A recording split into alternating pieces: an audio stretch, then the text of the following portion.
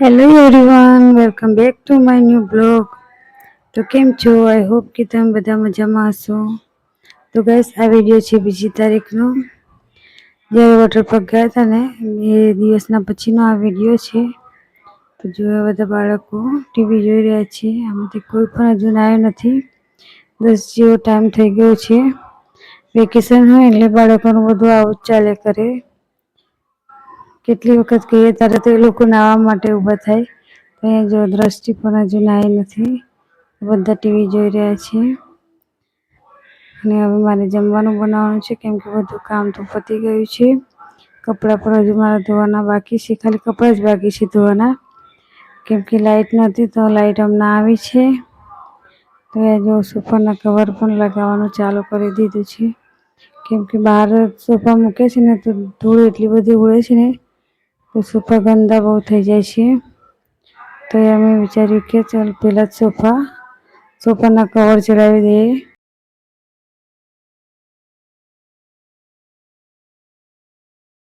છે જો કાલે વોટર પાર્ક ગયા હતા ને તો એક પણ કપડું ધોયું નહોતું, કેમ કે લાઇટ જ નહોતી. અમે ગયા ને પછી લાઇટ આવી. તો વોટર પાર્કમાંથી અમે 3-3:30 વાગ્યામાં આવ્યા હતા. પછી આવીને બધા જ કપડાં ધોયા. એટલે પછી રાત્રે પછી ધાબા પર નહોતા સૂકવ્યા ને અંદર જ નાખી દીધા હતા. આજના કપડાં પણ હજુ મારે ધોવાના બાકી છે. તો જોવાય અમે ભીંડાનું શાક બનાવી દીધું છે. અને ભીંડાનું શાક હોય ને એટલે બધા આગા પાછા થાય, એમ કે બાળકોને ભીંડાનું શાક ઓછું ભાવે. તો જો અહીંયા કેરીનો રસ તો કાઢી દઈશ, એટલે જેને ભીંડાનું શાક ના ભાવે તે કેરીનો રસ અને રોટલી પણ ખાઈ લે. અને અનુષ્કાને જો કેરીનો રસ પણ ના ભાવે અને ભીંડાનું શાક પણ ના ભાવે. તો મારે વિચાર કરવો પડે કે તેના માટે શું બનાવું. તો મેં પૂછ્યું કે તું શું કહીશ? તો અનુષ્કા કહે છે કે હું અથાણું ને રોટલી કંઈક ખાઈ લઈશ, ગુંદાનું અથાણું એવું કંઈ. મેં કીધું સારું. વિરાટના પપ્પાને પણ જો ભીંડાનું શાક ના ભાવે. ભીંડાનું શાક ખાલી મારા ઘરમાં મને અને દ્રષ્ટિને જ ભાવે, બાકી બધાને ભીંડાનું શાક ઓછું ભાવે.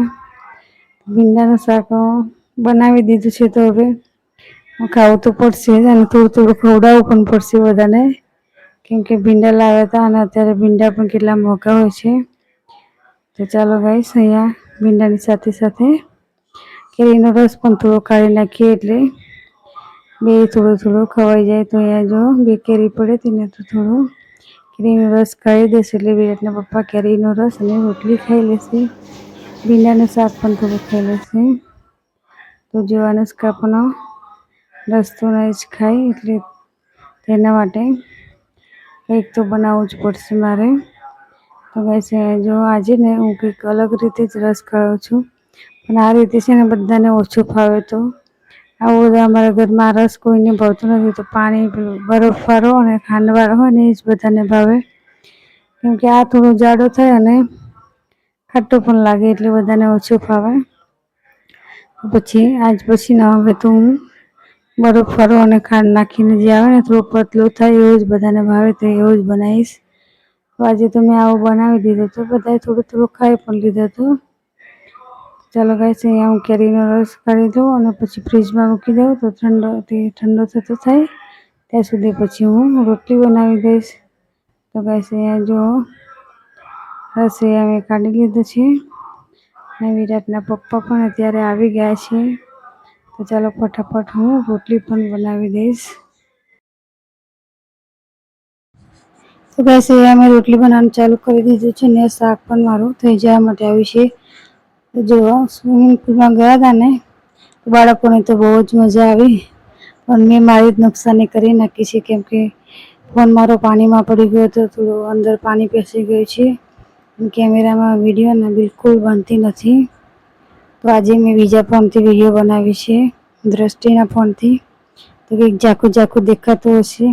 અને મારો ફોન બિલકુલ બગડી ગયો છે, એટલે કેમેરો બિલકુલ ચાલુ નથી.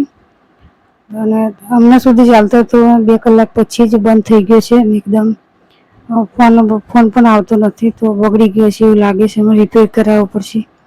તો વિરાટના પપ્પાએ કીધું કે હમણાં પછી બહાર જવાનું છે વિરાટના પપ્પાને, તો આવીને રિપેર કરું એવું કહેતા હતા. તો આવીને કદાચ જોશે રિપેર થઈ જશે. ઘરે તો રિપેર કરશે, નહીં તો પછી બહાર જ આપવો પડશે રિપેર કરવા માટે. તો અમને 2 દિવસ મને લાગે બીજા ફોનથી જ મારે વિડીયો બનાવવી પડશે. તો જો અહીંયા અમારું શાક પણ થઈ ગયું છે અને રોટલી પણ થઈ ગઈ છે. તો વિરાટના પપ્પાને અમે બધા જમી લઈએ ને વિરાટના પપ્પાને હવે જવાનું છે બહાર. બહાર આવીને પછી મારો ફોન રિપેર કરશે.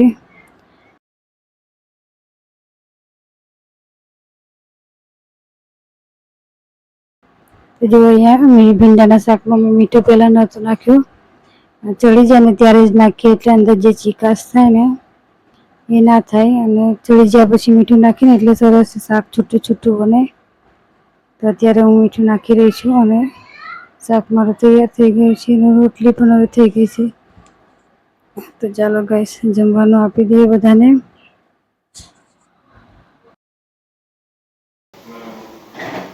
અને જો અહીંયા બારીએથી પવન એટલો બધો આવે છે ને કે ગેસ બિલકુલ સળગતો નથી. બારી પણ મેં બંધ કરી છે, છતાં પણ આગળ ઉપર જે નાના નાના ખાના છે ને એના અંદરથી પવન આવી રહ્યો છે.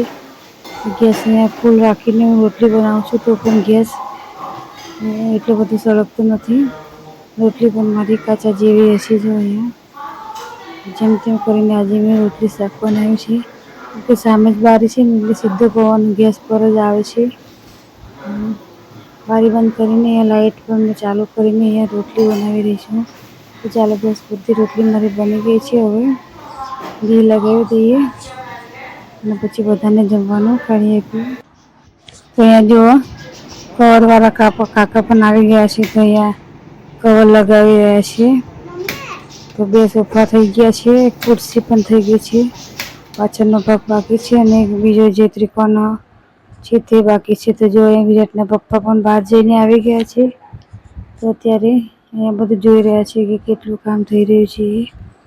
હવે વિરાટના પપ્પાને મારો ફોન આપું છું રિપેર કરવા માટે. જો રિપેર થઈ જાય તો સાચી વાત છે, નહીં તો પછી બહાર જ લઈ જવું પડશે.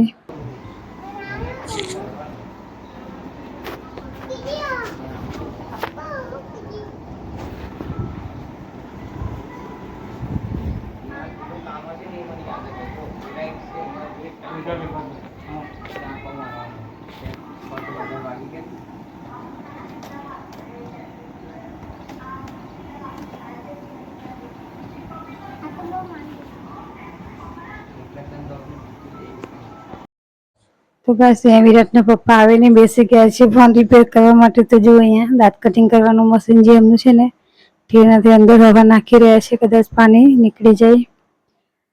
તો જો અહીંયા બાળકોએ તો વોટર પાર્કમાં બહુ જ મજા કરી, પરંતુ અહીંયા મને મળી ગઈ છે સજા. તો 1500-2000નો ખર્ચ ઊભો થઈ ગયો છે. હવે તો મને લાગે છે કે ફોન ઘરે તો રિપેર નથી થવાનો, બહાર જ આપવો પડશે. તો એ સાંજના 5:30 જેવા વાગી ગયા છે. તો એ દ્રષ્ટિ અહીંયા જો કચરો કાઢી રહી છે. તો હમણાં વેકેશન ચાલે છે ને એટલે દ્રષ્ટિ સવારનો કચરો તો કાઢી જ નાખે છે. સ્કૂલો ખુલી જશે ને એટલે પછી મારે ઉપાધિ છે. અહીંયા જો વિરાટ કંઈક બતાવી રહ્યો છે કે કાકા આવી ગયા છે કવર લગાવવા માટે, એવું કંઈક કહી રહ્યો છે. તો ચાલો ગાઈસ, હા તમારો નાનકડો વિડીયો તમને કેવો લાગ્યો? જો સારો લાગ્યો હોય તો લાઈક અને સબસ્ક્રાઈબ કરજો.